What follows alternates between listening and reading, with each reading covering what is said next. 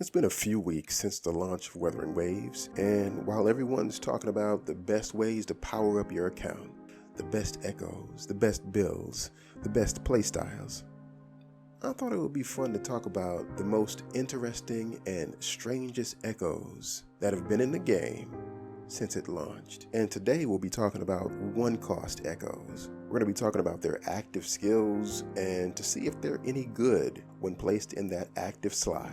I'm going to rate them and review them, and maybe the results of today's experiment just might surprise you. Also, a quick disclaimer. I feel like we all kind of know higher cost echoes can offer more, especially in terms of damage and buffs. A lot of them have their downsides too, but we won't get too deep into that in this video. But I'm just saying that we won't be too harsh on these one cost echoes since they are the lowest tier. Nonetheless, without further ado, Hortus.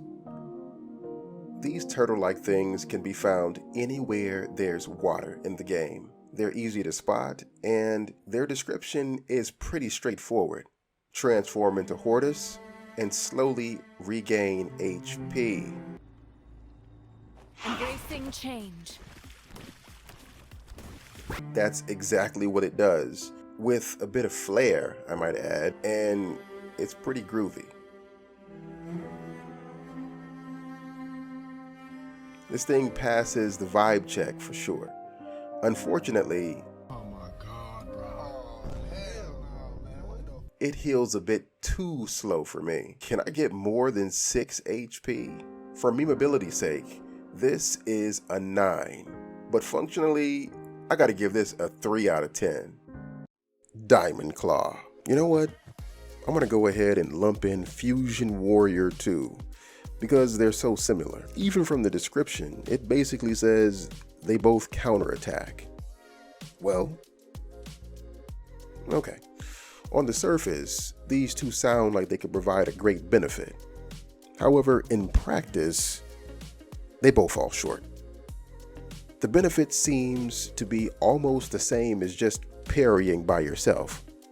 Because the activation window is so short, it's actually worse than parrying by yourself, because not only do you have to time it just right, if you mess up, you have a long cooldown. And in addition, there's a slight delay after doing it in the first place. So if any enemy or boss has a follow-up attack, you're susceptible to damage. You know what? I'm just gonna put these two right here. Yeah, perfect place. Excavate sounds like something straight out of Pokemon. The description of this one is simple enough. Quickly advance, become immune to damage. Well, let's see how effective it is.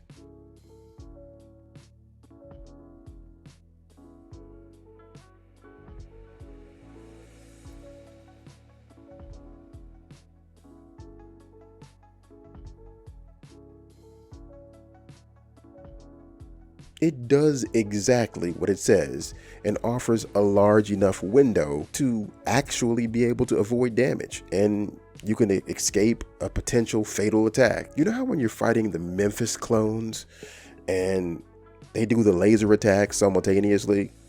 This just might offer some help. I'll rate this one a 5 out of 10.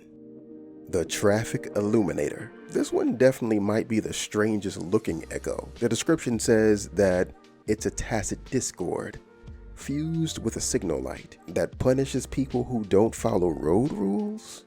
Let's do this another way. Uh-oh. So, what does it do? It says it immobilizes enemies. That actually sounds pretty OP, not gonna lie. What was that? What was that little pause? Was that it?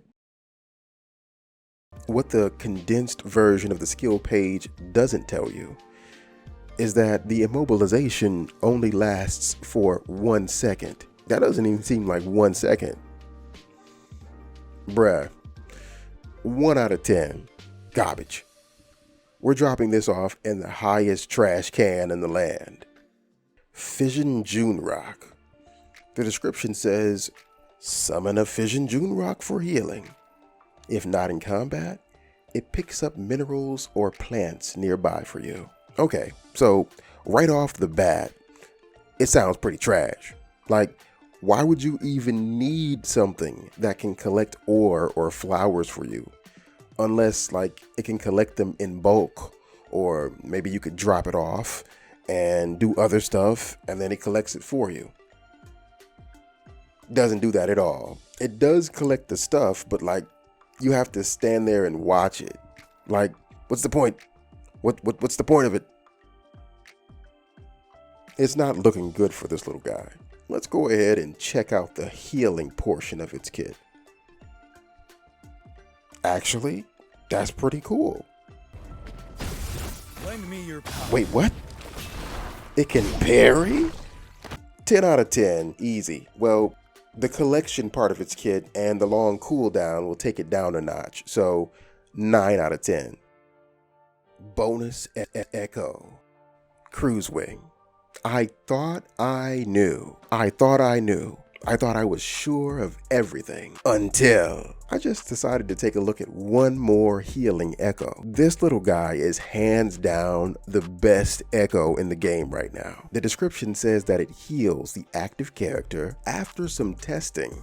I found out the HP you restore is not based on the character who's receiving the healing, but it's based on the character equipping it, which makes this a phenomenal recovery piece for nearly any HP scaling character, particularly your healers. It has nearly 100% uptime. The cooldown says 8 seconds.